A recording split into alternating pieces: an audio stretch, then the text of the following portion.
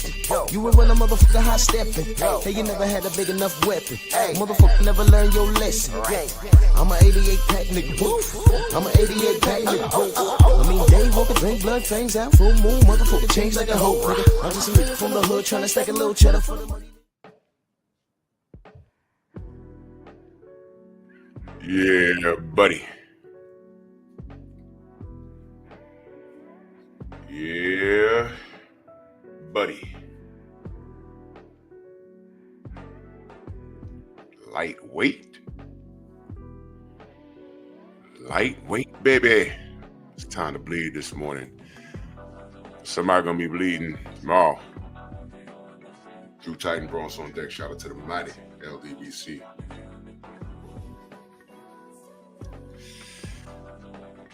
Yeah, take this moment.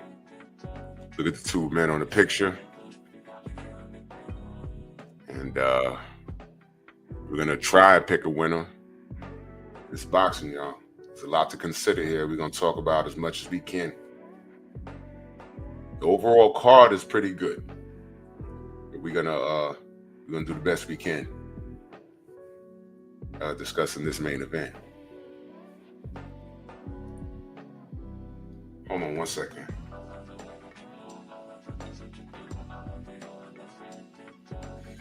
Let's do this roll call.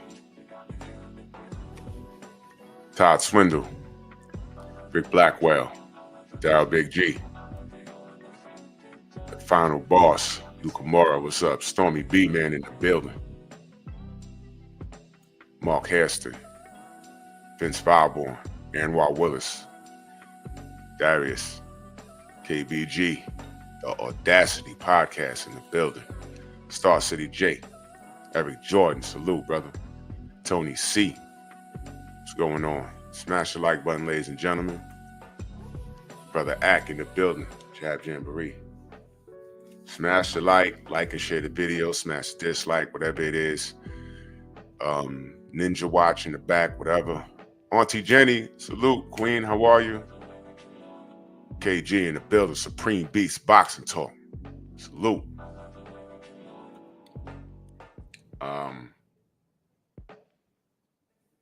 Yeah, let's get to it, man. I guess I'm gonna have to give a pick.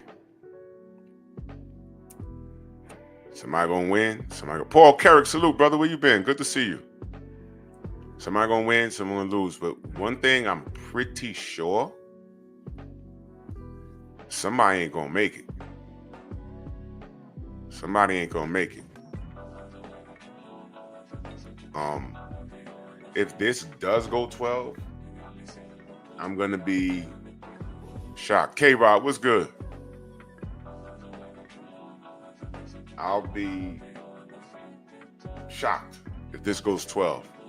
I'm expecting a fight, but if a boxing match breaks out, I'm gonna be like, oh, look at that. Shaquilla Fields, salute. Jarrell Freeman, what up? Look, K-Rod's going right for the jugular. He said, Benavidez by KO in 3 rounds. It's all possible. I'm not saying anyone's wrong in this. I just want to hear y'all opinion. I'm actually going to drop the link. I want to hear everyone's opinion. There's no right or wrong answer because all right, look. Oh, boy. Okay. Okay, look. Let me be absolutely clear. I rock with both of these brothers. They're very exciting to watch. But it's boxing. Someone's going to win, someone's going to lose. If this ends up being a draw, this is going to be crazy. Brother Audacity Podcast says he got Morel money. Hey, bro.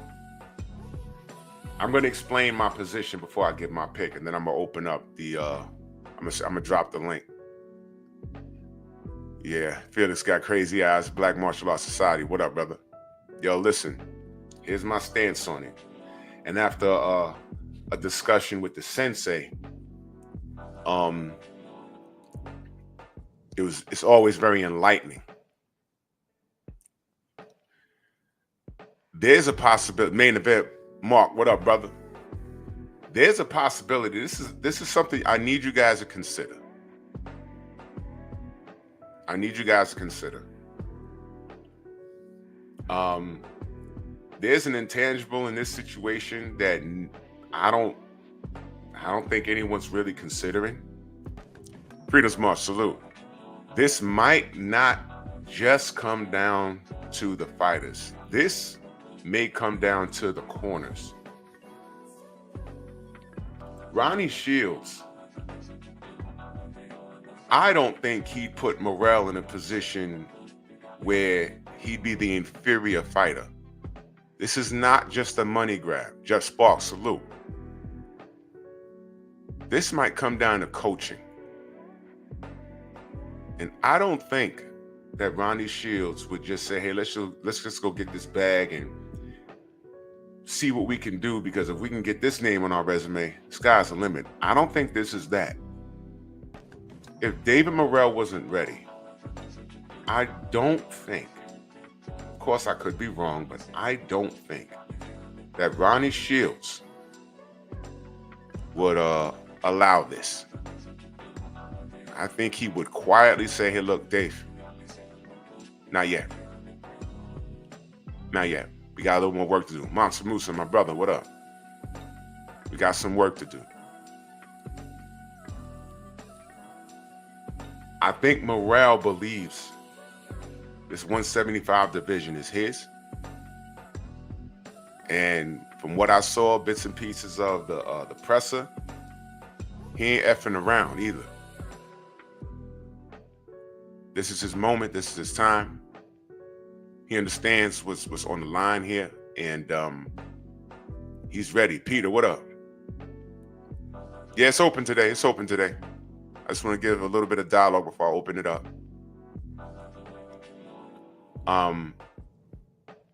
Ronnie Shields knows what he's doing. They have a game plan. Now, Benavidez is Benavidez, man. High volume puncher. He's not like a one punch kind of guy. He's a volume guy. He'll wear you down. Daryl, what up, Daryl? Tay, good morning.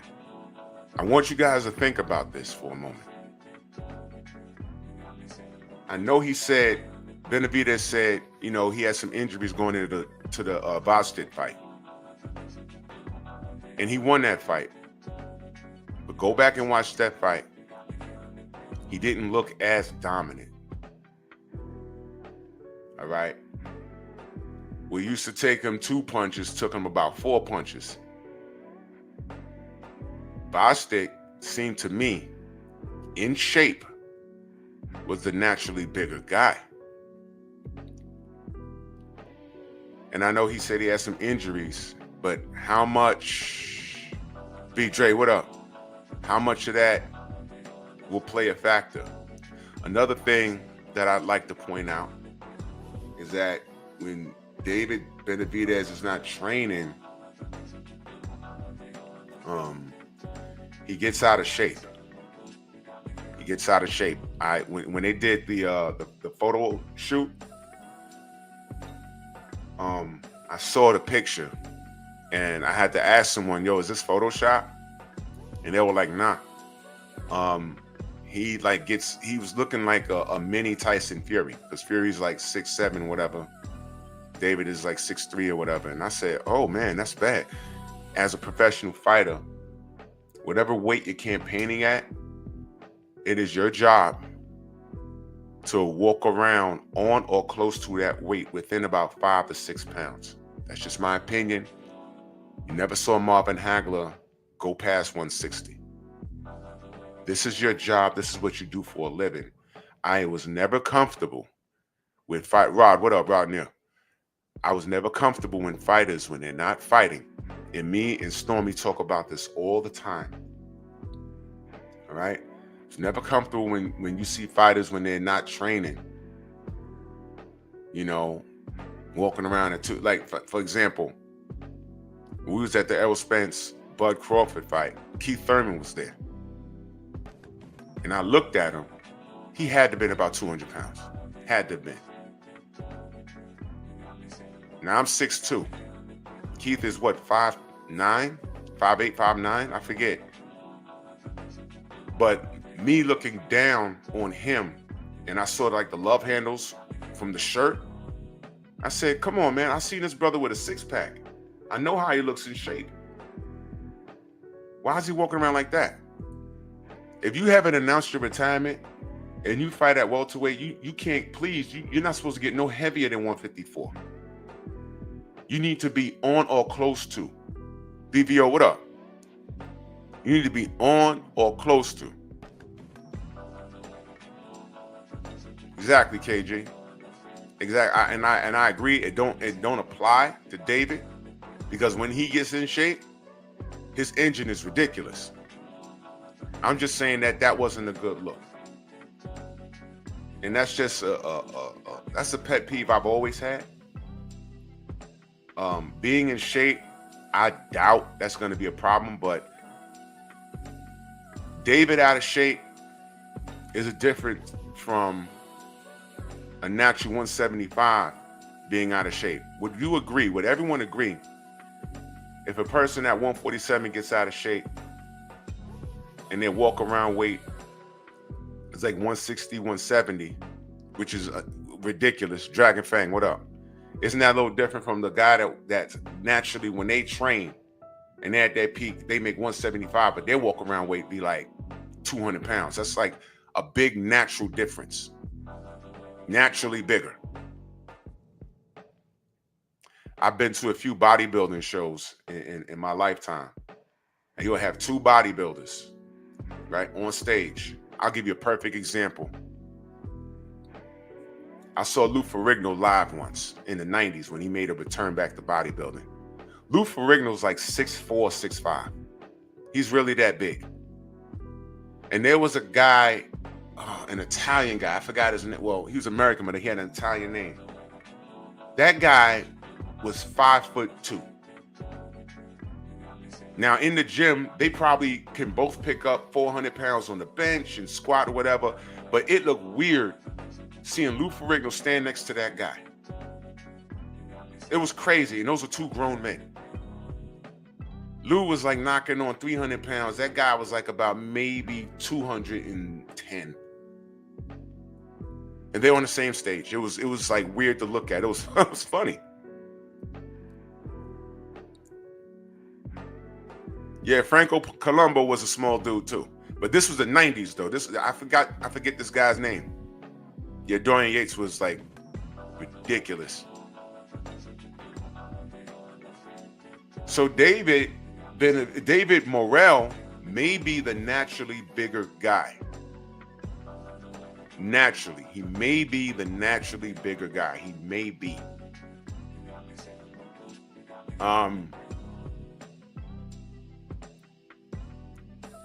It's gonna be interesting, but I think Ronnie Shields has this under control. We already know we know what both men bring to the table. The other thing to consider is stylistically, we know what David Benavidez has been up against. From in the ring, guys that are slick like Boo Boo Andre, guys that are slick and tough with a lot of grit like Caleb Plant.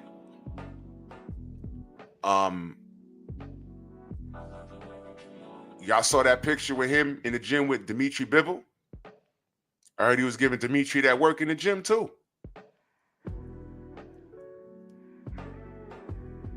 But let's go back to the Cuban school of boxing. It's like when you decide to fight in Cuba, you come out the womb, and by the time you're like 13, you done seen everything.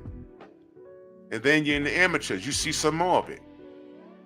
Then you go to the Olympics, you see more of it. And by the time you're a pro, you got 1,040 fights, and you've seen everything. So you're not shocked by anything because you've seen everything.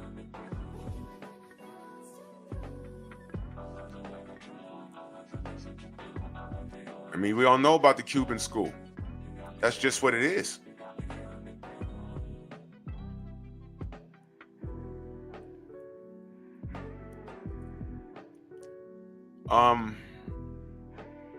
This is it's a tough one to call. But it might come down to the corner work. It might come down to the coaching. It might be a little more than just Benavidez high volume punching and relentless pressure, because what if Morrell can take that? What if Morrell has seen it before? What if he's seen it before? This is very interesting.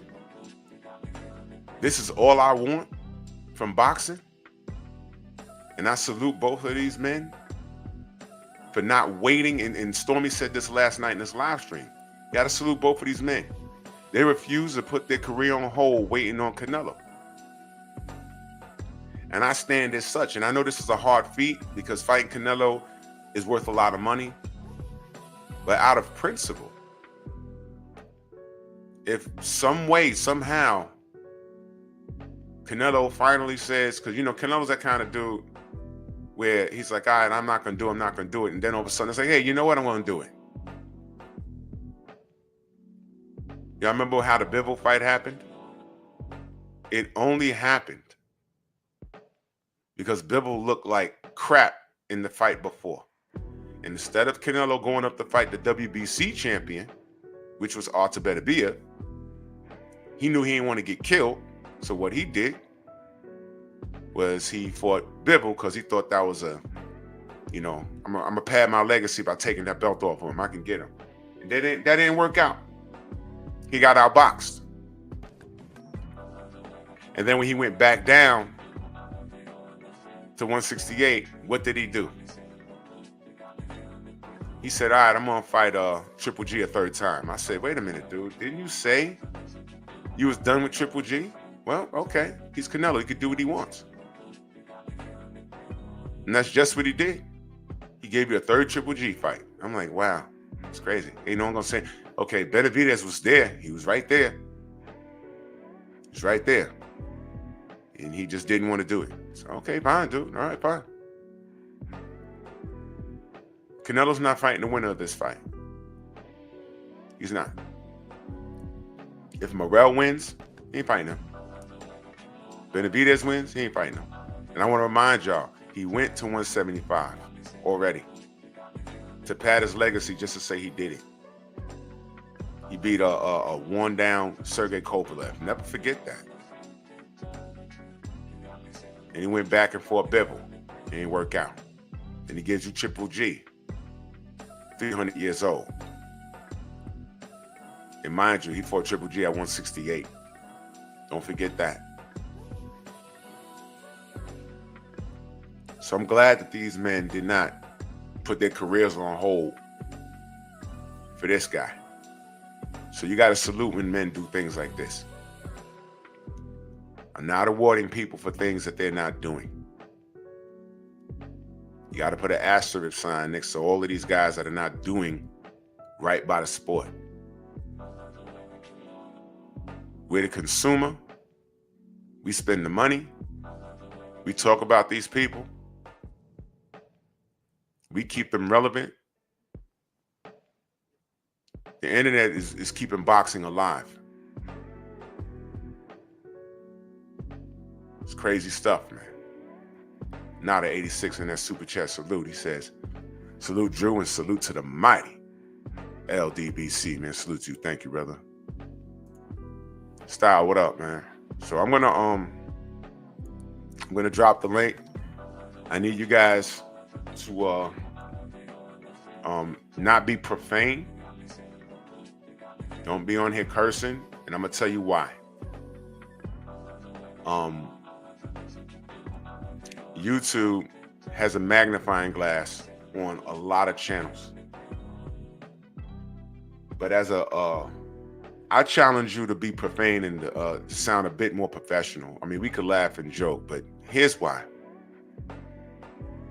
I'm really big on proving the system incorrect.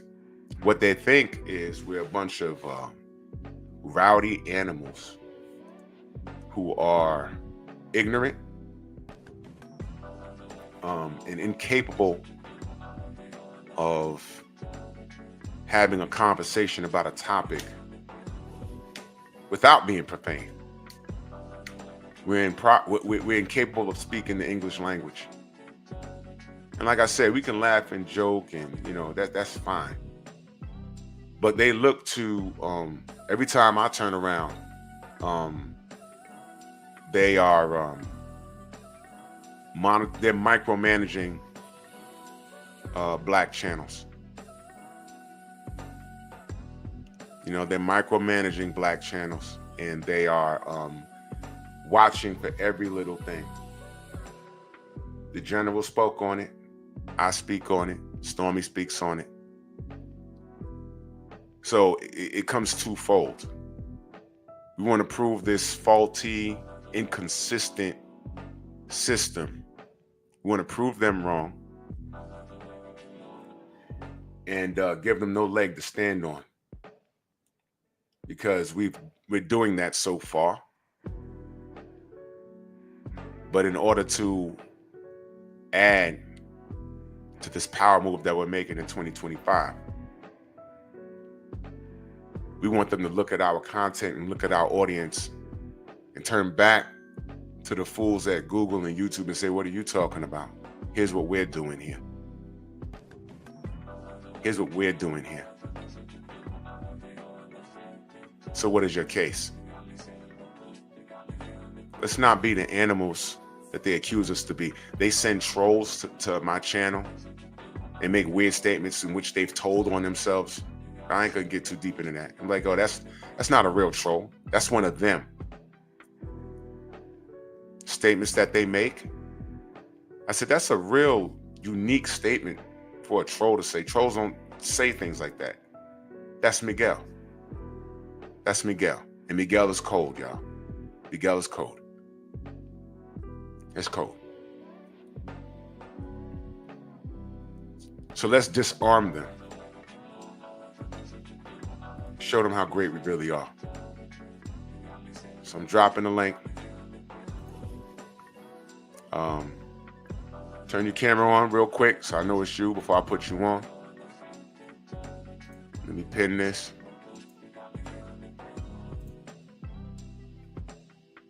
Popcorn style, you come on and tell me what you think. There's no wrong answer. There's no right or wrong answer. It's an opinion. My opinion is somebody gonna eat it. Somebody gonna eat it. Somebody gonna eat it. I see K-Rod in the back. Let me bring him up. K-Rod, salute, brother. Hey, how's it going? What's going on, good brother? What you got for me? Yeah, I just wanted to give my take on this. I think Benavidez is going to win. I got Benavidez knocking David Morrell out in the third round. Third round? Ooh. All right, I see you, Mr. Mont. I see you, Mount Samusa. Okay. Break it down a little further for me. Yeah, the reason why that I'm picking that is simply because David Morrell, he's a good fast starter, but the problem that I see with that is whenever he tries to hyper engage, he leaves himself a little bit wide open for like a big shot. It hasn't been proven yet in a fight, but I feel like Benavidez will see that early, and I feel like David Morrell will allow those vulnerabilities to be exposed early, and I think Benavidez will knock him out early. Ooh-wee. That's a bold prediction. So you saying third round? Yeah, yep. Ooh. Man. Hey man, if that is correct, are you, just out of curiosity, you gonna put money on that? I'm just curious. Oh no. I'm just gonna make. I don't know. Like I was thinking like about it, but but I probably won't. Oh man. Well, brother, if that comes true, my God, So just so I'm clear, you said you got Benavidez by third round or Morrell? I got David Benavidez in the third round.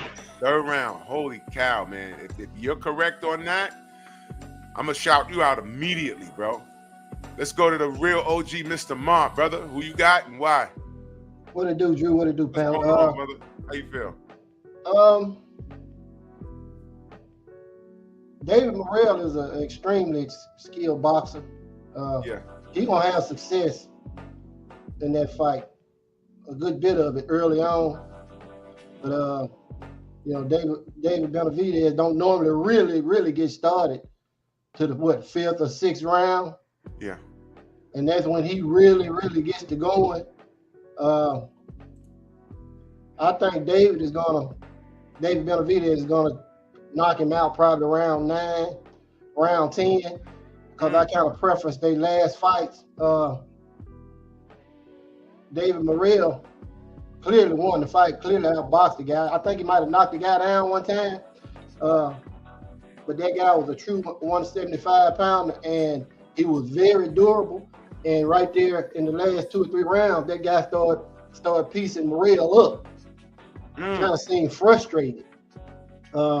And then you go to David Benavidez's last fight, which he clearly won, but he was fighting a freaking tank. Did you see how big Vostik was? Yeah, man. He looked like a heavyweight in there, He man. looked like he could have been a cruiserweight or a heavyweight. Yeah. This guy built like a tank. And right there at the end, it kind of seemed like David Benavidez kind of got tired of beating on him, and Bosick started having success. But like I said, David Benavidez don't normally get started till rounds 5 or 6, and just like Caleb Plant, who's an extremely skilled boxer, he was able to weather that storm. But I just don't think Morrell will be able to weather the storm, and David Benavidez will probably get him out of there round 9, round 10, somewhere in there. So it's going to come down to the championship rounds. Yeah, absolutely.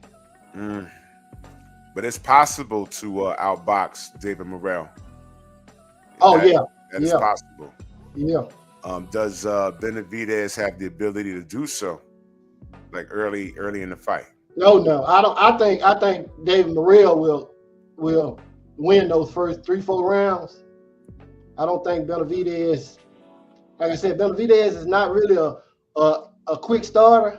I mean, he presses you the whole fight, but actually putting in that work, he really don't start putting in that work to round 5 or 6. So I just think that Morrell is gonna be very, very successful those first 4 or 5, maybe 6 rounds. But if he's not able to hurt David Benavidez just gonna plow him over, because he got that pressure, man. That, I mean, it just makes you feel claustrophobic.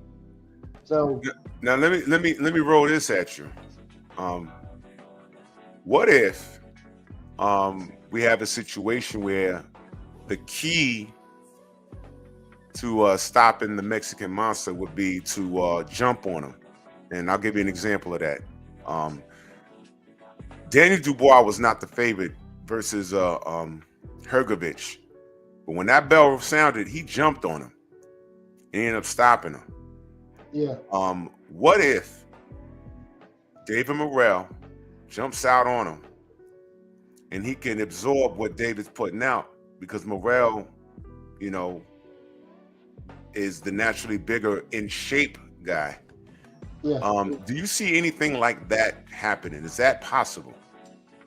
Well, I mean, I've never been one to make bold statements and say, you go out and say, well, David Benavidez is going to completely destroy Morrell and Morrell can't win.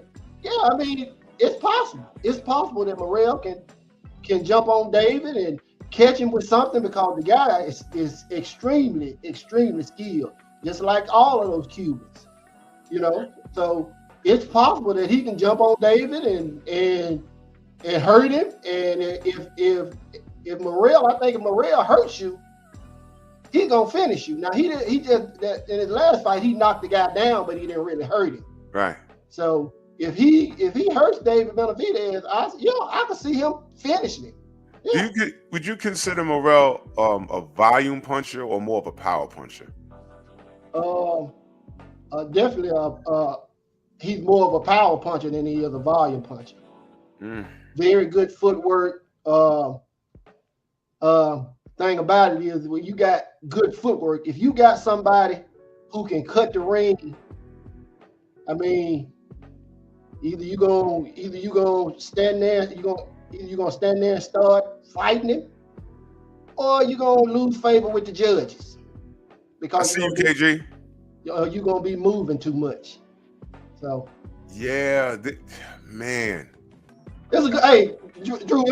Look. I picked David Benavidez separate because he's just, in my opinion. I know Morrell is a Cuban, and they have that Cuban style and that Cuban experience, but the type of pressure that David Benavidez puts on you, along with his extremely fast hands, and then he has a pretty good jab when he uses it. I just think that it's gonna be sink or swim for Morrell in those last 3 rounds. So you're gonna lean towards Benavidez's experience? Yeah, his experience and his pressure. I could dig it. Yeah. This is tough, bro. Jay Bean, boxing and betting in that super chat, much love. He says Morrell is gonna dance around Benavidez and leave him brain dead. Wow. Book it, screenshot it. See you post fight, man. Listen, I'm not saying anyone is wrong. This is what I love, man. This is what I love, man. I love this. This right here. This is, you can call it, but you can't call it. You know what I mean? So my gosh, man. Peter the Great. Salute, good brother. What you got? What you got, brother? Yo, salute OG Drew. Salute. You know, my guy David Benavidez, man. You know, I think the stop is probably around 6, 7. You know, simply because of David Benavidez is, you know, his output punching, man. Like his punches. He throws so many punches around. It's like, and I don't know if David Morrell can keep up, man. Morrell can keep up. I think Morrell, he's a very skilled boxer, very slick, very, good footwork. But the thing about, what the other dude said, the pressure on top of him being there, more like a out puncher, he's gonna outgain him, man, and wear him out, especially with the pressure too in his face. I think it'll be night for David Morrell, man. So what if and let me just throw this at you. What if so you're saying that that Morrell is gonna be the one applying the pressure? Is that what you're saying? I might say David Benavidez gonna apply pressure. David Benavidez. Yeah, David Benavidez. Yeah. Okay, so you're thinking that that Morrell won't be able to deal with the pressure. But the pressure and David, the pressure and Benavidez, he what's the word? He's his punch value is very high, man. He throws a lot of punches around, man. Let me give you some food for thought. I'm just throwing various things out there. How old are you, brother? I'm 20, man. I'm in college, man. Okay. All right. So, once upon a time, you may have watched this. You may have watched this on YouTube, but I remember this like it was yesterday. I see you, Abel. I remember this like it was yesterday. Once upon a time, Bernard Hopkins fought a young man by the name of Felix Tito Trinidad right here in New York. The fight was postponed due to the 9/11 tragedy. It was the idea. A lot of fans, a lot of my brothers and sisters of my Boricuas over there, over here in New York, they thought that Tito was going to go in there and steamroll Bernard Hopkins. And actually in the Garden, there was a whole banner up there. Some fans said, "Roy Jones Jr., you're next." Because that was the fight. He was supposed to beat B-Hop and move on to fight Roy Jones. And at that time, there was a tournament. And I'll never forget it. It was Keith Holmes, Felix Trinidad, Bernard Hopkins, and William Joppy, right? And Keith Holmes got mauled by B-Hop, and they fought in the Hulu right next door. It was just called the theater back then. In the big room, William Joppy got stopped. So Tito was on fire, and they were setting up this Roy Jones Jr. date, but enter Bernard Hopkins. And I told everyone, Bernard Hopkins is a real 160-pounder, and y'all gonna see it when Tito lands that left hook and nothing happens. He's in trouble. And that was the first fight you saw Tito, actually not the first fight you seen him get outboxed, but he got outboxed that badly and he got stopped. He got outboxed and got stopped. What I thought Bernard Hopkins was going to do was maul Tito, but he didn't need to do that. He outboxed him and then he stopped him. My question to you, Pete, and go watch the fight in its entirety. Don't just watch the highlights. Go watch the whole fight. In the first round, they were in a clinch, and when Tito pushed him off, he threw that left hook and it landed and snapped Bernard's head back. Was snapped to the side. Nothing happened. Allegedly, rumor has it that his gloves were on correctly, but that's a whole nother conversation. But what happens if Benavidez tries to maul Morrell, and then we get to round 5 and the mauling doesn't work because Morrell could take it? What would be, in your opinion, what would be the plan B for Benavidez? I think he's in trouble because I don't think David Benavidez is like the more like the better boxer than Morrell. You know, like to me, David is more of like a fighter. You know, a brawler. You know, I don't see him as like a pure peg skilled, you know, fighter. You know? I think he's in trouble. I'm not gonna lie to you, man. I can't even, lie to you, man. I think he's in trouble. And it's gonna be a long night, you know. Yeah, I think, yeah. What Bernard Hopkins did in that Tito fight was he totally disarmed Tito's left hand, which was his money punch. And once he did that, Tito had no plan B. It was over with. He hurt him. He hurt him in the 10th really bad, and then he got out that round, and then in the 12th. He ended him, and it was really bad because Tito had nothing left. There was no plan B. There was no plan B, and I'm wondering if Benavidez tries to maul David, and David by round 5 is like, "Yo, bro, I'm still here." I wonder what the plan B is going to be, and I can't imagine that Ronnie Shields isn't prepared for that. I can't imagine. So it's going to be my turn. Yeah, because I haven't seen David, just like outbox somebody yet though. So like that's kind of really the big question mark is like, if he's still, in his space up and about, round 6, round 7, and David might be, for a long night, man, so I haven't seen him outbox him before. Out brawl, out punch, but yeah, this is gonna be interesting. Let me go to Mansa Musa, my brother. What's good? You up, brother? Your opinion on it? Man, everybody touching some great points. Salute, big bro. Yes, sir. Oh, man. I agree with Mr. Munt about the late stoppage because I initially got it between 9 and 11. But the guy that came on before then that says round 3, I agree with that too. Only because, I'm going to say this right here. If David Morrell jabs show up, it's going to be a long night. But the twister is, if Benavidez can get to him early, and get past his jab, he'll stop him in round 3. But if David Morrell jab show up, it's going to be a long night. And yes, I can see David possibly mauling him and overwhelming him. But if Morrell can take it, I think Morrell's aspiration and his heritage of him being, a Puerto Rican against Mexican and the rivalry stuff that they do is going to get him knocked out. If David comes in and fight a calm, strategic fight and paces himself against Morrell, I can see it going back and forth till David turns it up. But I got David Benavidez just destroying this dude, flat out. Ooh.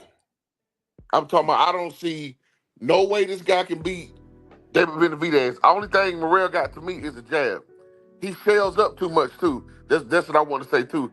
If people go back and watch this fight, this dude shells up a lot. And when you shell up, what David Benavidez is going to do? He going to unload on you, bro. Yeah. And The last guy that Morrell fought, he was a big guy. He couldn't get him out there. Dude was taking his punches. I think he might have floored him or wobbled him once, but other than that, dude was on him. And you see, like you say, the big guy that David fought, and I think that David had an injured hand and a cut over his eye or something, and Voxer couldn't really do nothing with him.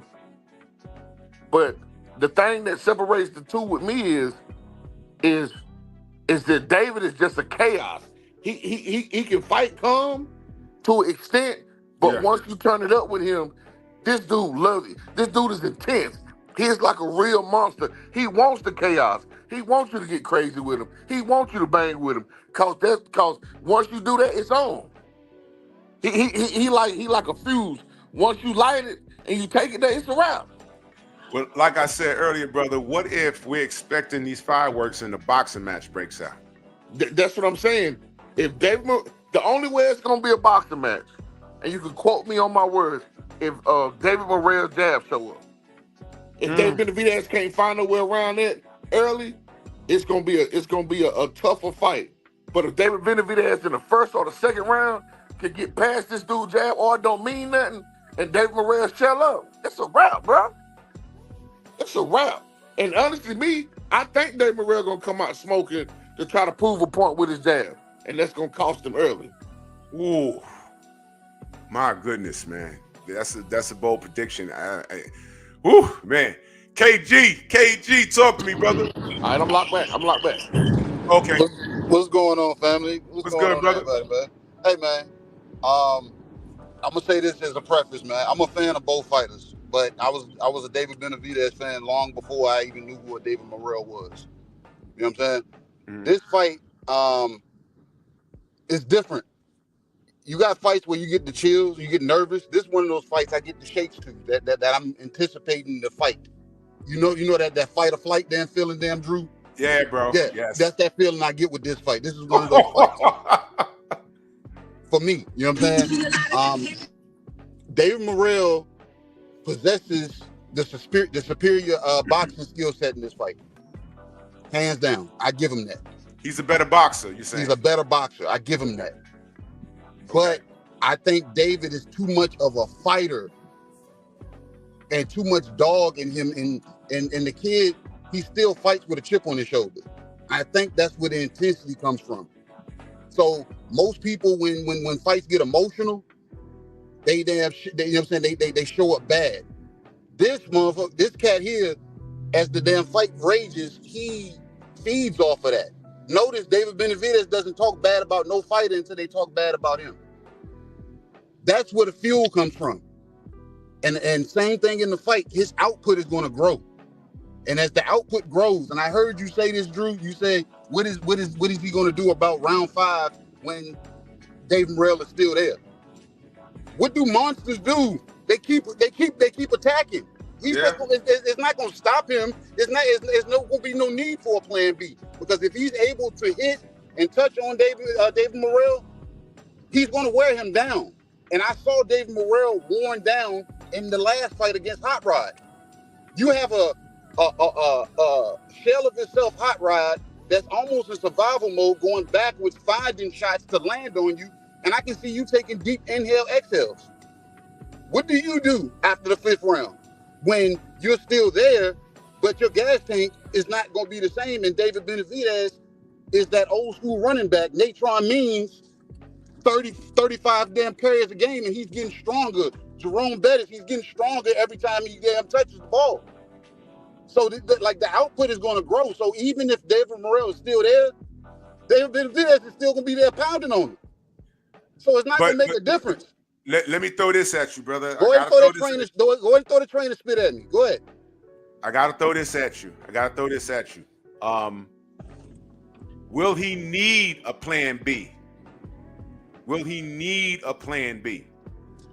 Only way he's going to need a plan B is if, like what Moose just said. He said if that jab finds a home early and he can't navigate a way around it, and like it's getting to the point that now we're losing rounds. You know what I'm saying? And now we're on the back half of this fight, and you're really down, and Dad is saying now you need a knockout. Like if we get to that concern, but I've yet to see David get to that point, and he's been in there with skilled fighters. Like all the guys that he's gotten that with, like Caleb Plant looked looked great until he died. Yeah. Demetrius Andre looked good until he died. Until he like didn't. everybody, like what David Benavidez says, everybody says the same thing until they get in front of him. So David, to me, he's going to get in there and he's going to look bigger to David Morrell, and David Benavidez understands the art of cutting the ring off, so he's going to make that dance floor a lot smaller. So David Morrell, don't get it twisted. He's going to be able to maneuver on that smaller dance floor. Don't get it wrong, but the walls are going to keep closing in. He's going to keep dancing, and he's going to look good, but I think he's going to keep constantly getting chipped away at. And I don't see David stopping him. I think it's going to be a third-party stoppage. Somebody's going to show concern. So all this love that Ronnie Shields has for him, that kept him out of the ring with David Benavidez last year and the other times before that when David Morrell wanted to fight, but Ronnie didn't, and he sees something now, I don't want to hear that when he sees him break him down and he decides to save this kid. All right, let's read before I go to my brother 503. Let's reiterate, because some people might not know. David Benavidez, did he want this fight last year and it was ignored, or did he actively pursue Morrell? He asked for the fight, and Ronnie Shields people, they told him no. They said no, he's not ready yet. They said that. They said that the year before that. Yeah, I remember. And, So and I'm gonna say something real quick before you move on. I know Stormy was talking about Ronnie Shields and everything like that. To be honest, and I'm gonna say this straight out, 80% of that camp was ran by Treville. Ronnie's just gonna work the corner. She's gonna be there with him. So this more so was her camp than more so Ronnie's camp. Ronnie doesn't have a say in the movement in Dave Morrell in any way?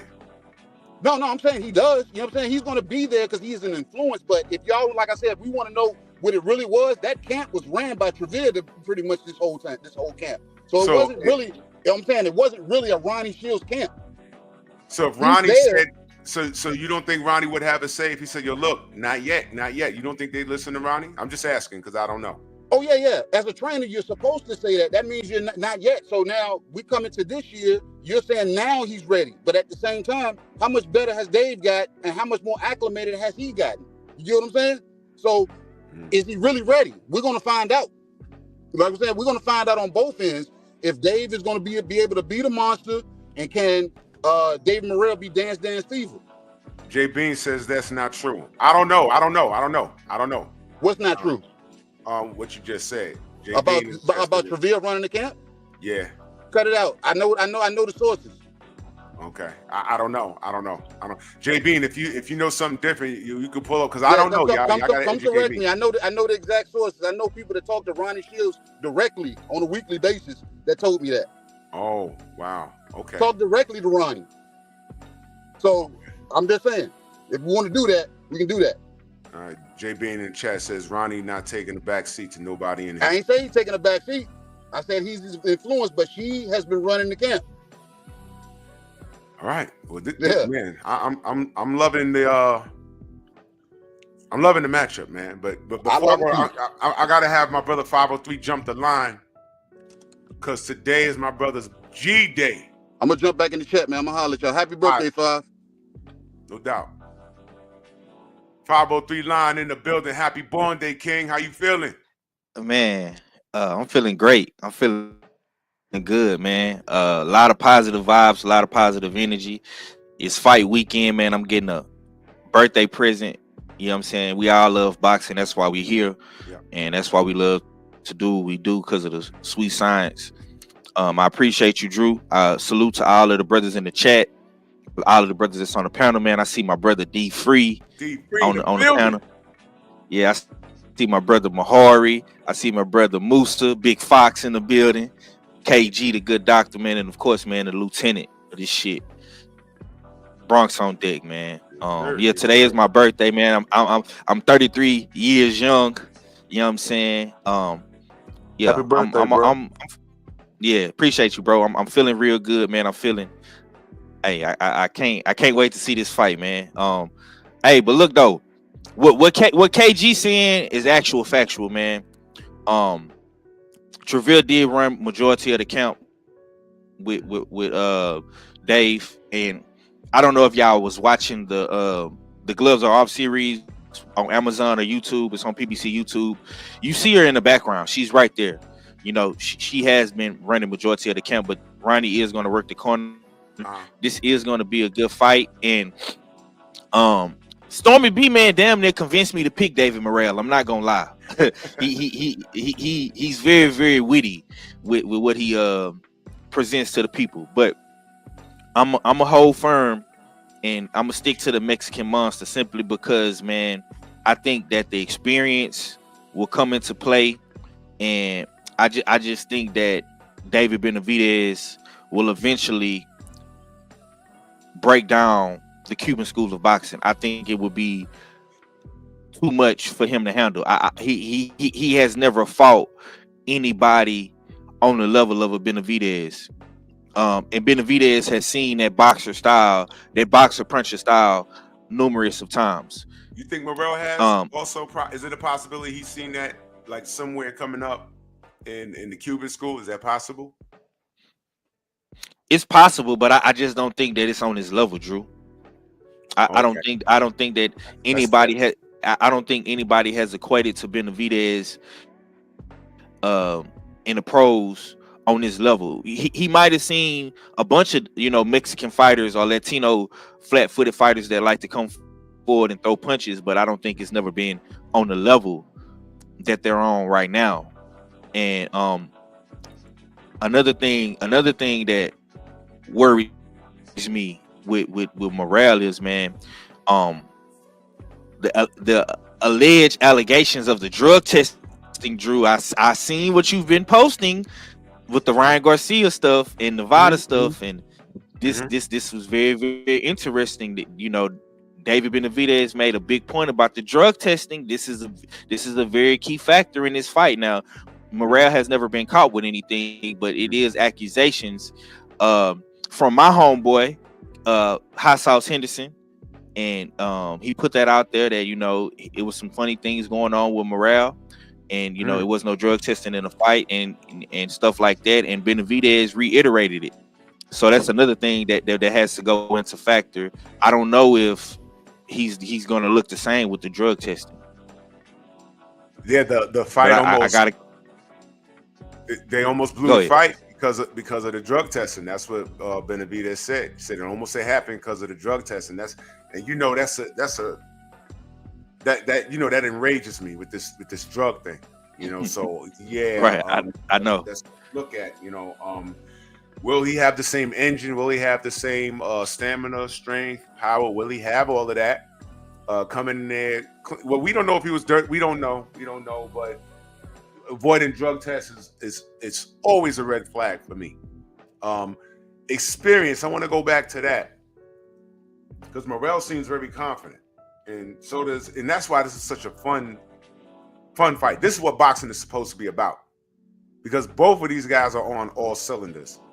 Let me just throw this scenario at you.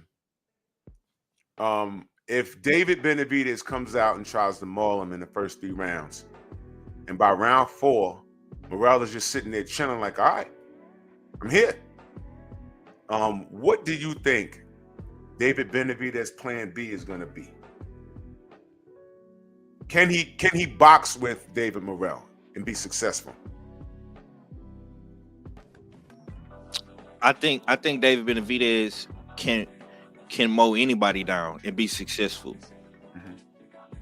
He displayed that numerous of times. He's shown us that in the Caleb Plant fight. He showed us that in the Andrade fight, and he even showed us that in the Vostok fight. Well, I think he didn't look his best. He didn't live up to the Mexican Monster moniker. He actually had the box to win that fight. So and he wasn't even at 100%. He had injuries, had a cut, and it was probably one of his worst performances that we've recently seen. But the thing with Benavidez is Benavidez will try a lot of different tactics, and whichever one works, that's what he sticks to. Yeah. So yeah. I do think that he'll be able to make adjustments, man. Salute Mahari. I see you, baby. What's good, bro? What's happening? Hey, happy B-Day, brother. Happy B-Day. Appreciate that. Yes, yes, What you- sir. Go So, ahead, Dave. What you up on well, it, brother? okay, so I'm probably the only person that's probably picking David Morrell to win this fight. Obviously, he fights here in Minneapolis, of course, so I've seen him a lot more, over here, in front of my eyes than David Benavidez. Not to discount the fact that how talented David Benavidez is, but I actually had a phone conversation with Trink Notu, who's actually in Vegas right now. He's going to be watching the fight live, Yes. and we had a phone conversation 2 weeks ago about this. One of the things he brought up, and I'm not going to try to say it, word for word, because I'm going to try to paraphrase. I don't think David Benavidez is faced against a guy who can match him power for power like David Morrell can. Now, the one thing we can say here is that with David Benavidez, he tries to overwhelm you with activity. But I don't think he faced against a guy who's crafty, who can probably set some better traps than David Morrell can. I've seen David Morrell, unlike his last performance too, when he didn't perform well, set traps up, walk dudes down, set traps up, and then knock dudes out. I don't think David Benavidez has faced against a guy who could set him up like that. So I think that once the big factor for me for David Morrell, he has to survive the first 5 rounds. That jab, like Master Musa said, it has to be on point, because with David Benavidez, he'll try to cut the ring off and try to overwhelm you with activity.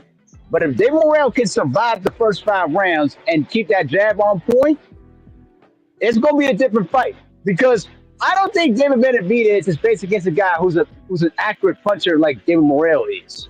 You know what I mean? So I do have David Morrell winning this fight, but I think I think it's gonna go to the cards, because I think that it's gonna be a chess match. It's going to the cards? I believe it's gonna go to the cards, because I don't see. Listen, as much as David Benavidez can wear dudes out, I'm gonna tell you this: if David Morrell can outbox him and survive the first 5 rounds, it's gonna be a long night, because I just don't see how David Morrell can get knocked out by David Benavidez unless he caught him with something. That's my opinion. I really believe that, because I've seen David Morrell lose some rounds, but then come back and then hurt dudes. I'm just saying. I do believe that David Morrell has a great chance of winning this fight. Now, if he knocks out David Benavidez, that's going to be a major statement. But I just think that David Benavidez is too durable to get knocked out. I think this is going to go to the cards, because I think that Morrell's boxing ability and his background is going to play a huge factor in the fight, in my opinion, at least. Oh, that is amazing. Yes. Man. If it goes to the cards, I'm going to be shocked. I'm going to be shocked. Yo, listen, if it goes to the cards, I'm calling a draw. How about that? It might, you know what, Drew? It might be a draw, because I think both their styles are going to be so conclusively difficult for the judges to call a winner. I really believe that. Man, so this is Ken and Ryu. I see you, Tony, backstage. I see you. I'm pulling you up in a second. Let's go to my brother D Free in the building. Good, brother. What's good? Happy birthday, 503. Oh man, your connection, your voice is kind of like robotic. Oh, hold on. Let me change this. Hold on 1 second. Yeah, man, you sound like RoboCop over there, D.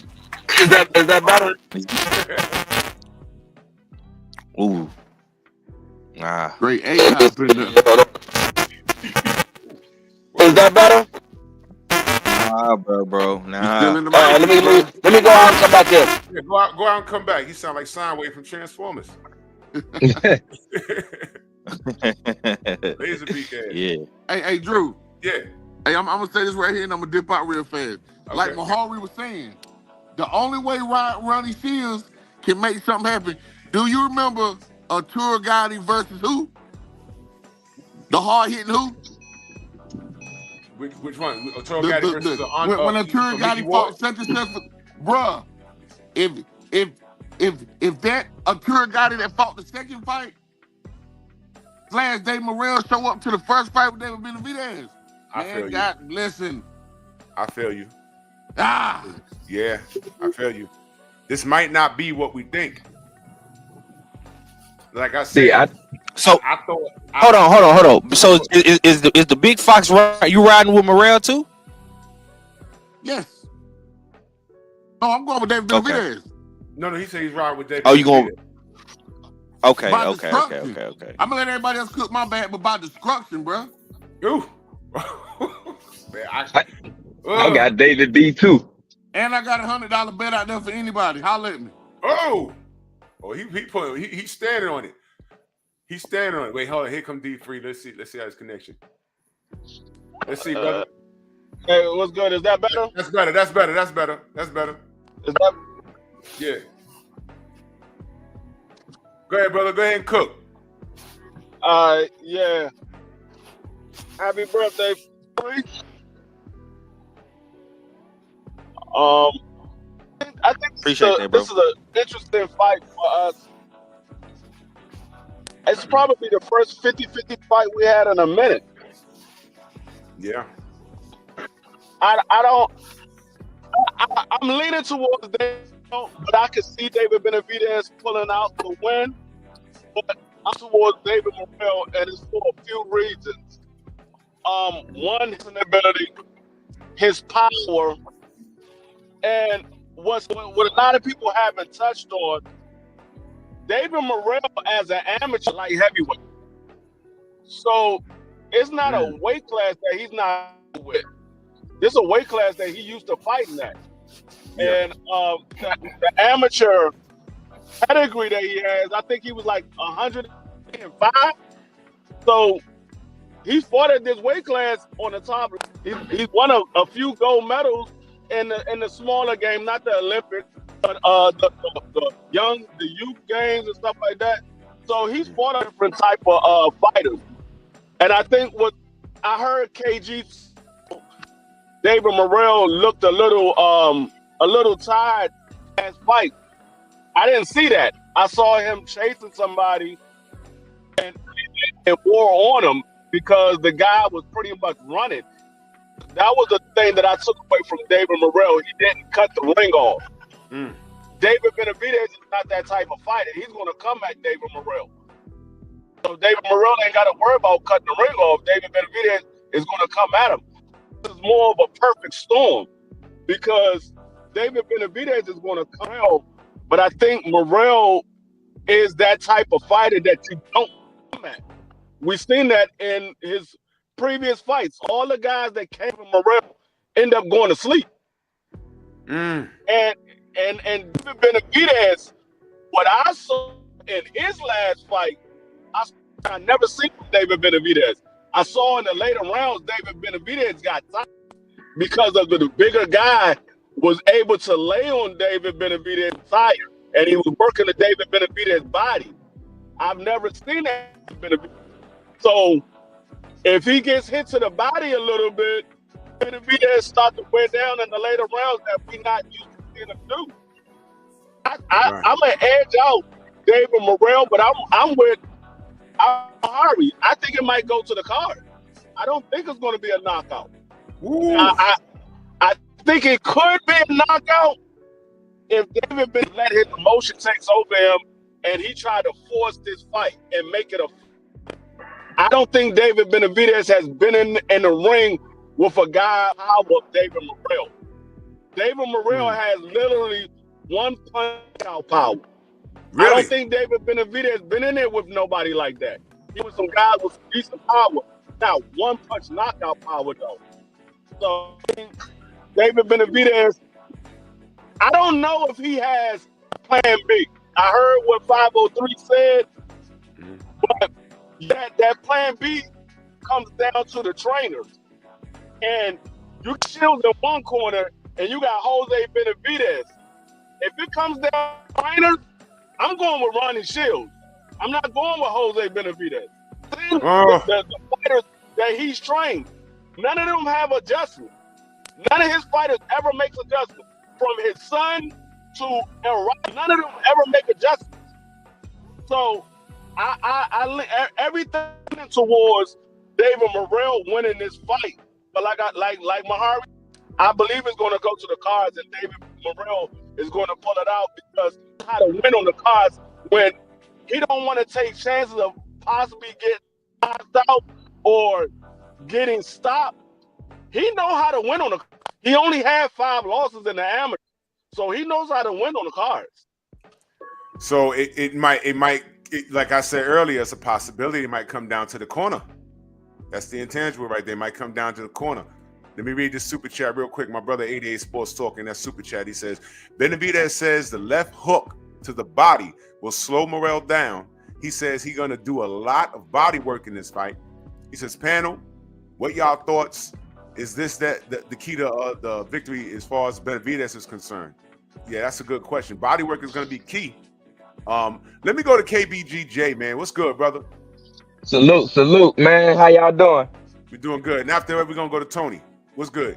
How you feel? All right, man. I got David Benavidez, and there's a few reasons why I'm not gonna be long. It's his head movement on the inside and his inside fighting.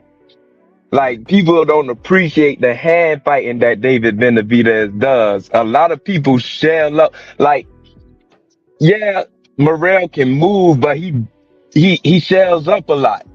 And if he shell up against David Benavidez, man, he's going to be moving and manipulating his guard. And that inside fighting, he's like the best inside fighter at that weight class to me, from 168 to 175. And his head movement, yeah. And his head movement is like underrated. And he never really got hit clean since like early in his career when he got dropped. But Morrell, head movement. Yeah, he can move his head on the inside. Like on the inside, watch the Vazic fight. He moved his head on the inside real good. It's slight, but it's not like an exaggerated head movement. You got to really focus in on what he's doing, and he manipulates people's guard easily, like on the inside. So I got David Benavidez winning, but I'm about to make this point. Morrell can win because he got that power and he got the movement, but he got to make sure his endurance carry. That's the only way I see him winning is his endurance carrying. But David Benavidez got endurance too, so it's gonna be crazy, man. This is, to me, it is a 50-50 fight, but it just comes down to endurance to me and inside fighting. So the fight to you is going to be one on the inside by Benavidez? Yep. One? Okay. Yep. Because KG said, if a matter of fact, Mansa Musa said, if that jab show up for Morrell, then that's money. Yeah, that jab show up. If that jab show up, it's gonna be a long night, man. It's gonna be a long night. David got to Benavidez got to find a way around Morrell's jab. If he uses it, like, he got to find a way around it. But if he gets on the inside, I don't see it. I don't see it being easy for Morrell, man. He's just a better inside fighter. With the hand speed to go along with it too. So who's faster in your opinion? Who's faster? David, man. I mean, both of them named David. David Benavidez. Okay, who's the better like counterpuncher? The better counterpuncher. I get that to dang, this a hard one. I ain't never really thought of that. I give it slightly to Morrell. And his footwork better. So it just gonna come down to who can establish their game. Y'all see why this is a fun fight, man? Y'all see why this is crazy, because somebody gonna be right, somebody be wrong, but I'm enjoying the hell out of this. Man, yeah, this is a true 50-50, Drew. Yeah, man. Yeah. Tony C, you up, brother? What's going on, man? How's it going? Good, brother. What you got Listen, on it? I take everybody's points. They all make sense. To me, this fight is gonna go to the cards. It'll go to the cards, and again, like you always say, the boxing is a business, therefore, they want the person, that brings the most money, which will be David Benavidez, to, to move on, to greener pastures. The Morel is not as sellable in terms of, like, I'm just talking about business, wise. Right. He's not a sellable. He doesn't speak that much English, all that stuff, right? Well, getting that out of the way, to me, is gonna go to the cards, and I'm gonna go a little bit of a different route. I think this is gonna go possibly a draw, just to make it, just a better fight.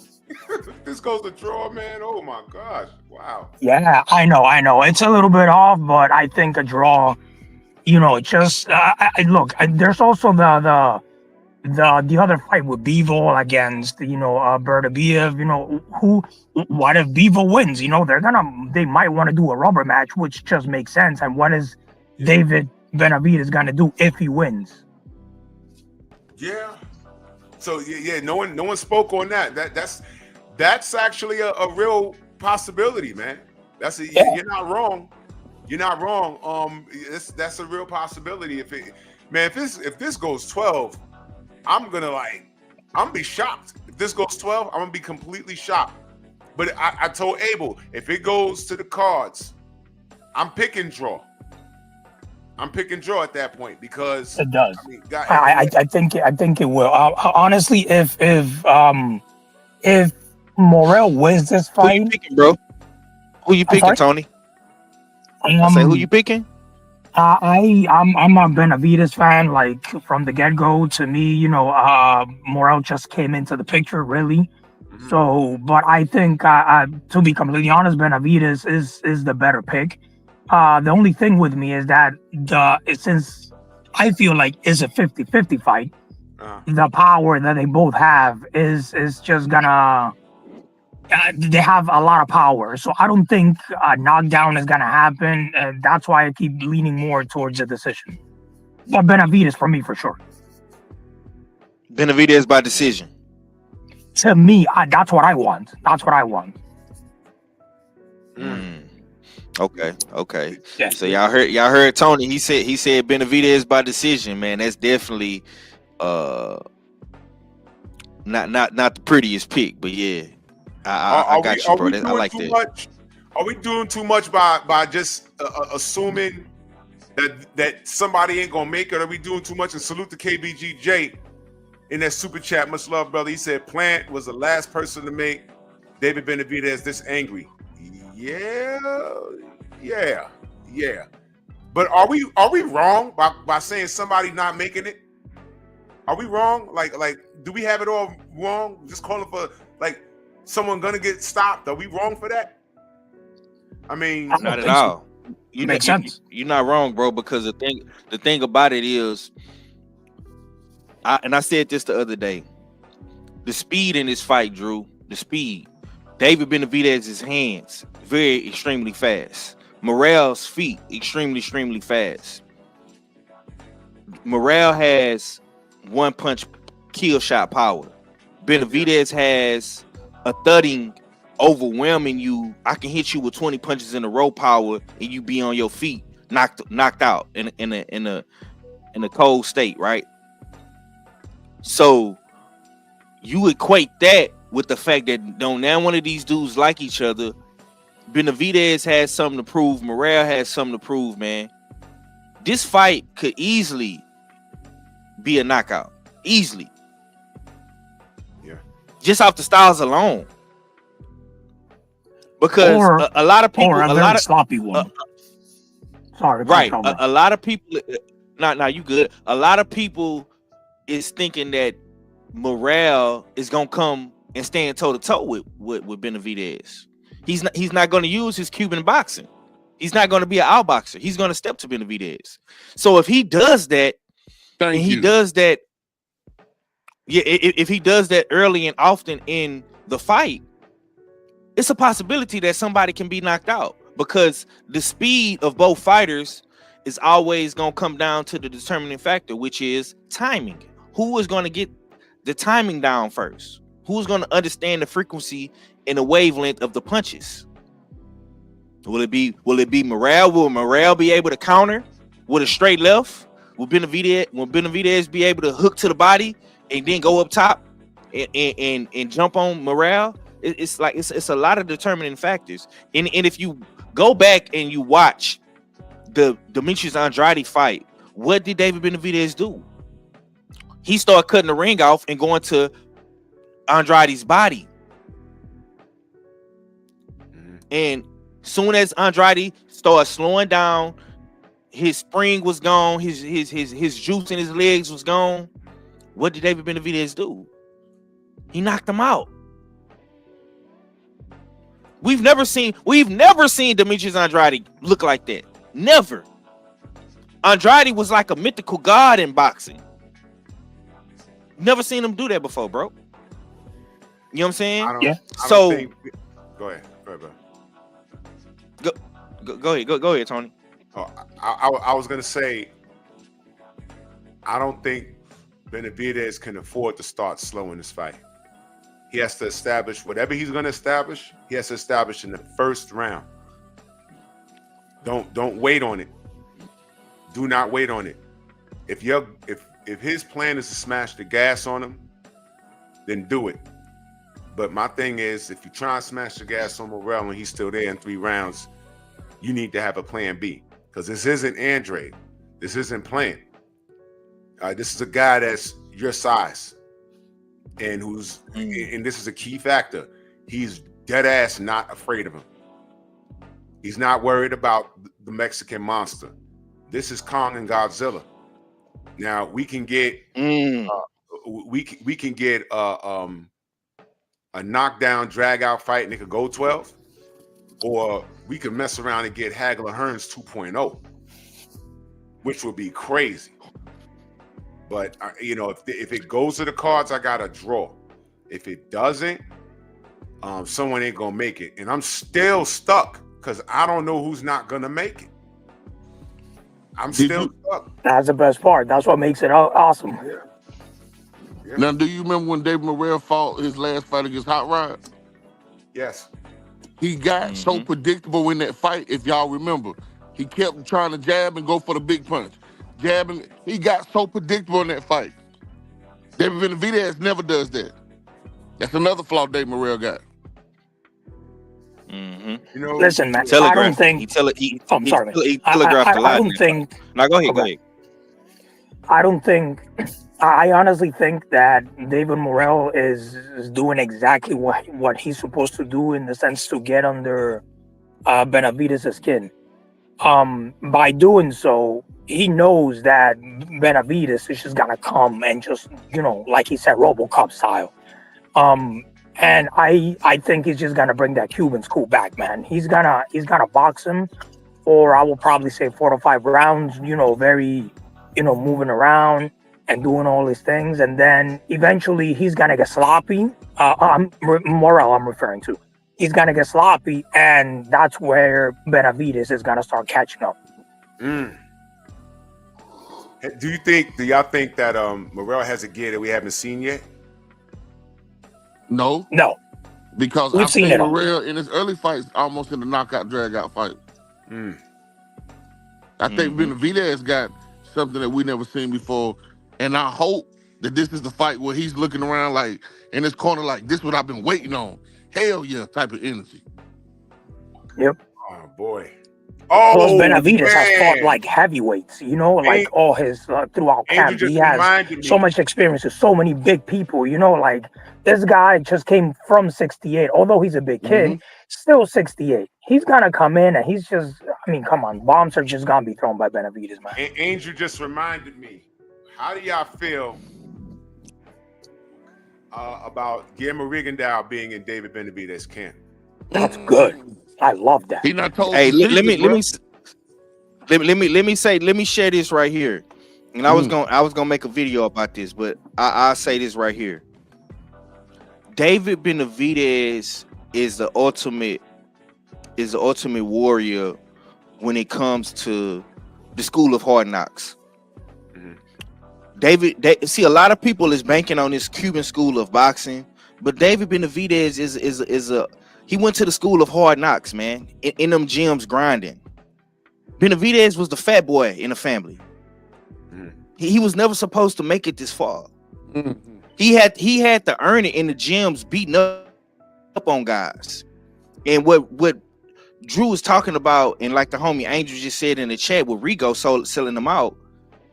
No, man, these dudes respect David Benavidez because they seen the grind he put in when he was a teenager, all the way up until this point. And mind you, David Benavidez is still young. He's like what? He's like him and Devin Haney around the same age. It might don't seem that way, but he's still young.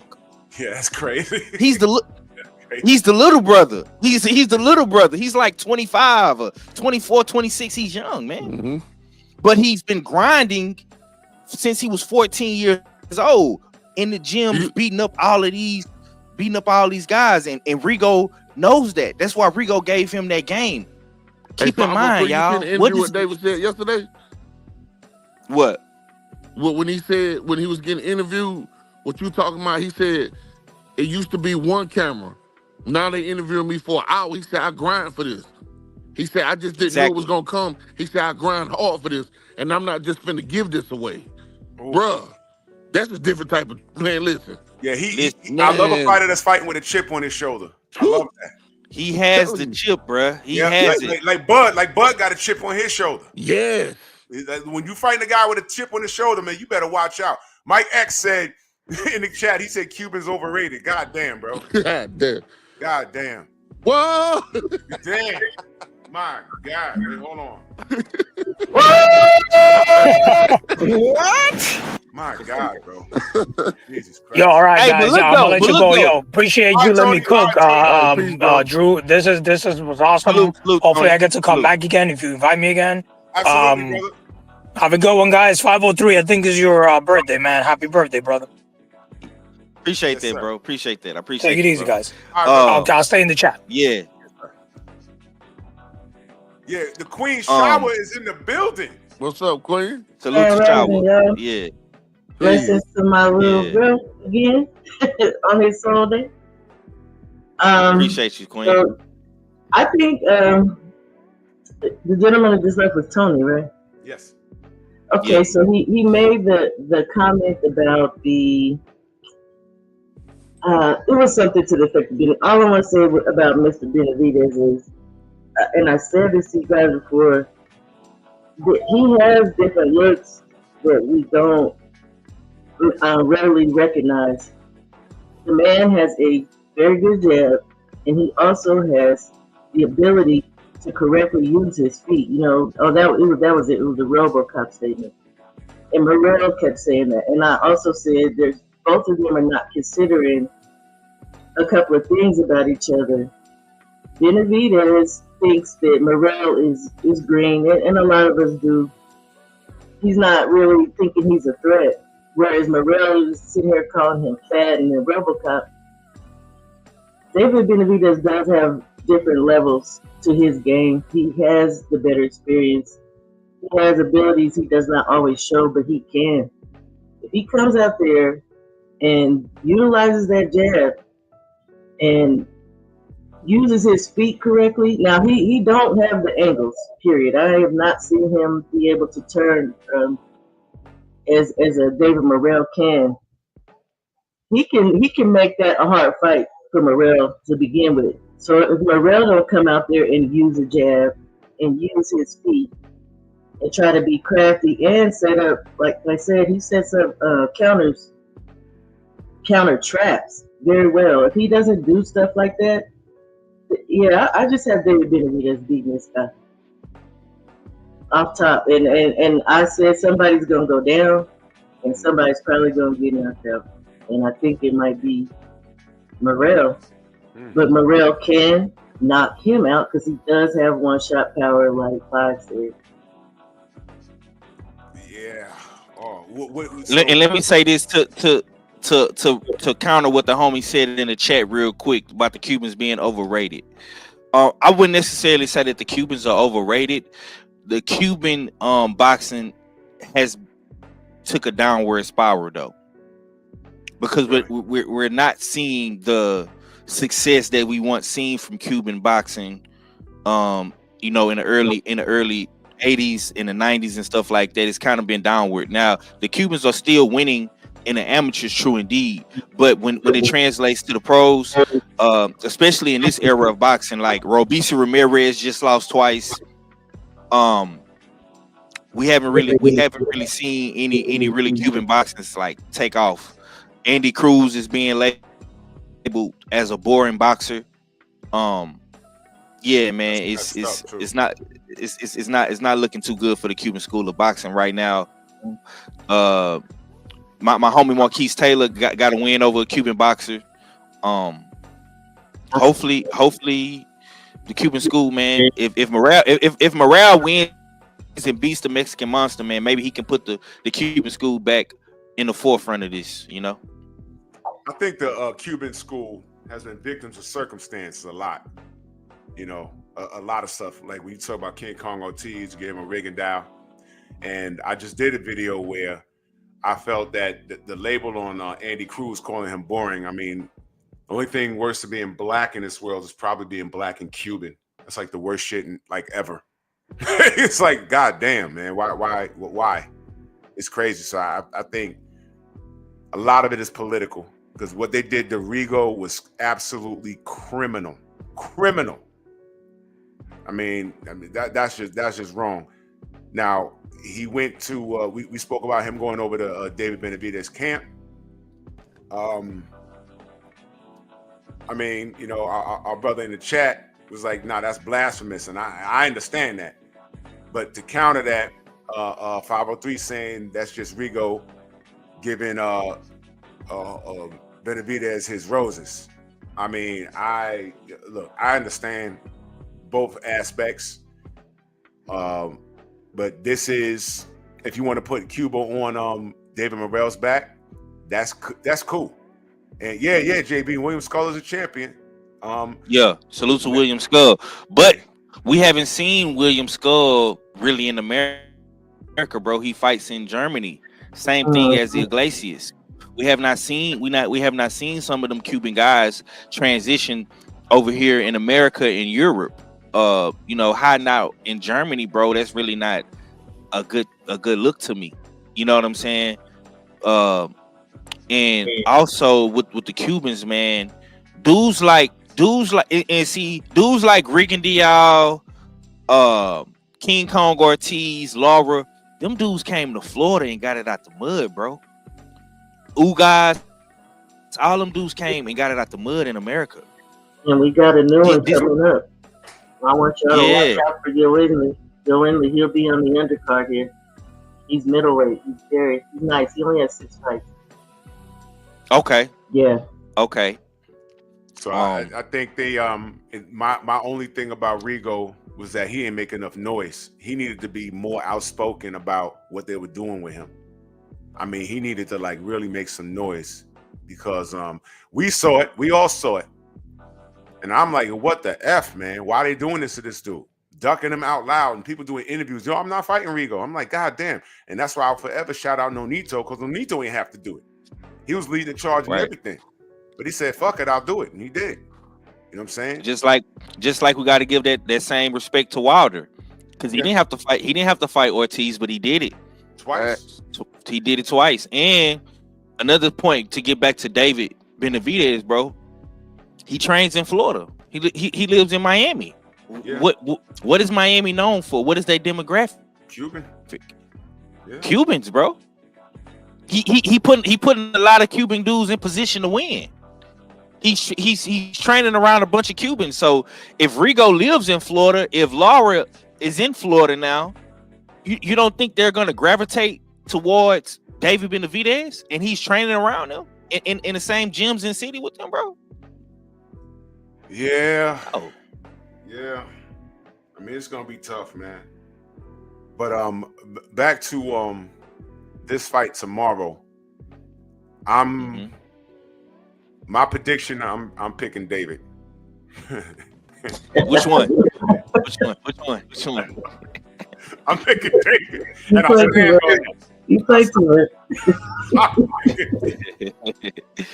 You just picking David, I'm huh? just picking David, man. I'm gonna be right and wrong. All right, that's how I'm going. I feel that, though. I honestly speaking, man. All right, you gotta pick one. You know what, man? This is gonna be a first ever. Oh boy, I'm going with a draw, y'all. Uh-oh. Oh Going with a man, draw, y'all. you sounded like Mahari, Drew.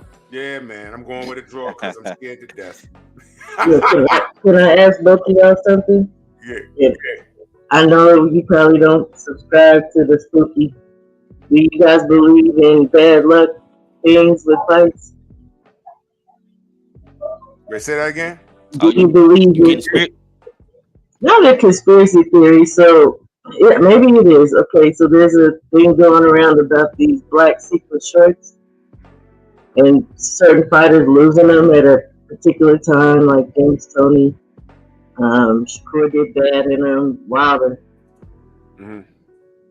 Morrell got these black secret shirts supposedly. So we gonna get superstitious on it? I don't know. That's what I said. I don't subscribe to that, but hey man, it could be a thing. Oh man, I feel like I think either one could win, but I'm gonna stick. I'm gonna stick to Benavidez. I think experience is gonna rule. All right, Mike S says I can't play the fence, so I gotta pick a winner. I can't play. Nah, yeah, man. I can't do that, big bro. All right, so okay. Okay. This is gonna be controversial, and that's okay, because I don't mind being wrong. I gotta believe, although Ronnie Shields may not have been according to what our good brother KG said, and salute to Bud in that super chat. Much love. He said big ups, man. Salute to you, good brother. Much love and appreciation. Shout out, man. Thank you. I gotta believe that Ronnie Shields gave the okay for this fight to happen now for a reason. I gotta believe that. And although Benavidez is on fire right now, and he has the way better resume on a professional level, I gotta believe that Morrell's camp, they understand what the assignment is, and they know what to expect, and they know that they have a guy that's well equipped to deal with what David Benavidez brings to the table. So I think the plan is, and again, y'all, it's boxing. I could be 100% wrong, and I'm cool with that. I think the plan is to take David Benavidez into the championship rounds and turn up on him. Right? And I need you to hear me. Just hear me out.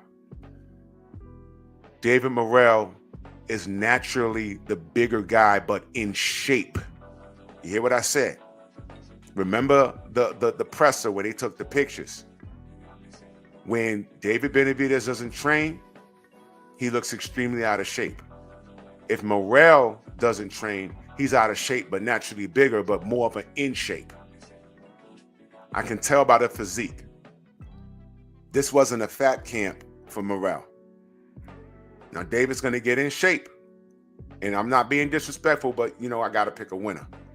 I think Morrell has the tools to snatch this by decision.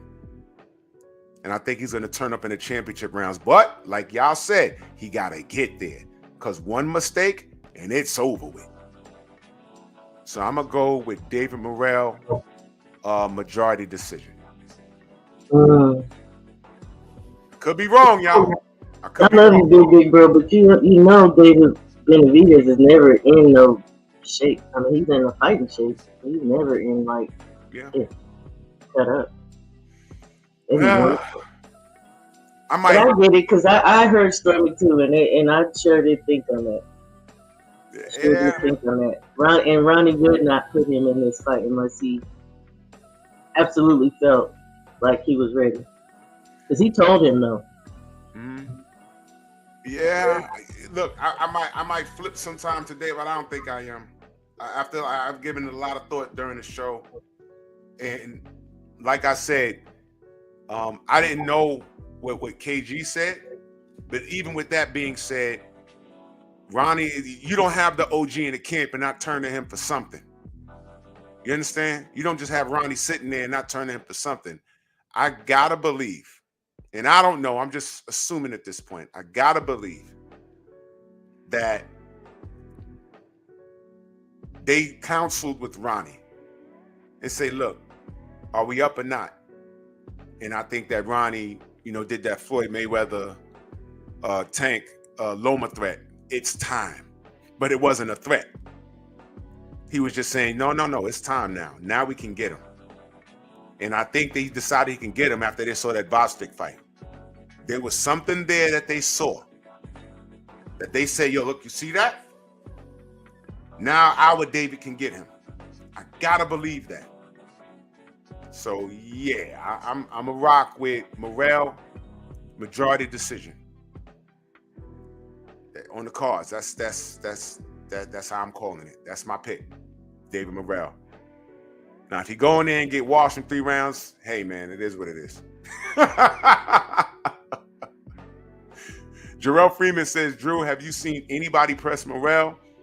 All the fights I watched, he was always swarming his opponents. This is what makes it interesting. Now, what happens? This would be collabing.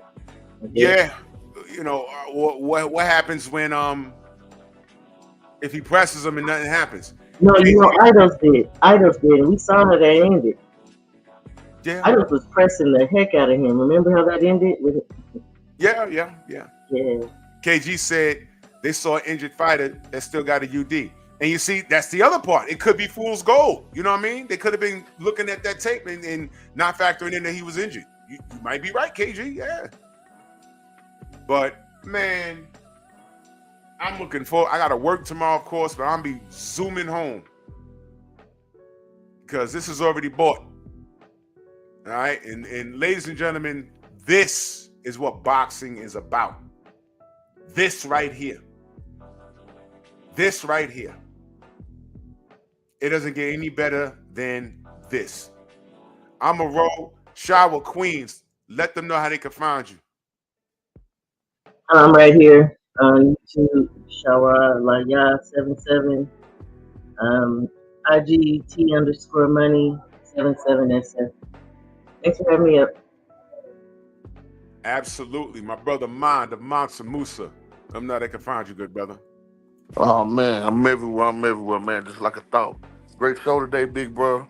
I'm looking forward to the weigh-in today. And David gonna do his thing, man. I got it by destruction. Soon as Morrell feel that power, he gonna say, man, great show today, bro. Absolutely. 100. Yes, sir. And ladies and gentlemen, a word from our sponsors. Y'all better get on this. Y'all know what it is. It's the Usual Suspect 650-50 draw. Buy your tickets now for your chance at winning half the pot.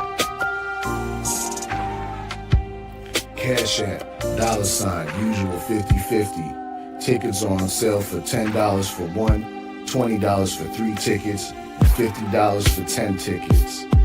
Put your desired amount, name or alias, as well as your email address, and your tickets will be set.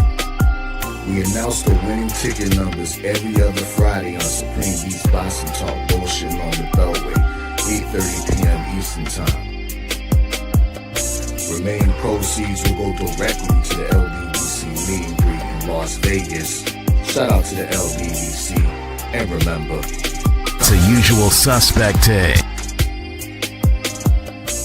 Y'all know what it is. It's the Find the Boxer game. Purchase a box for a chance at winning $500. One of 54 boxes has the missing boxer inside. Purchase your box or boxes by Cash Apping $, Usual 50-50, and Include your box number, name, and email address. Your box number will be confirmed and sent directly to your email. Each box is $20 with a 1 in 54 chance of winning. Remaining proceeds will go directly to the LDBC meet and greet in Las Vegas. Shout out to the LDBC. And remember, The Usual Suspect Day.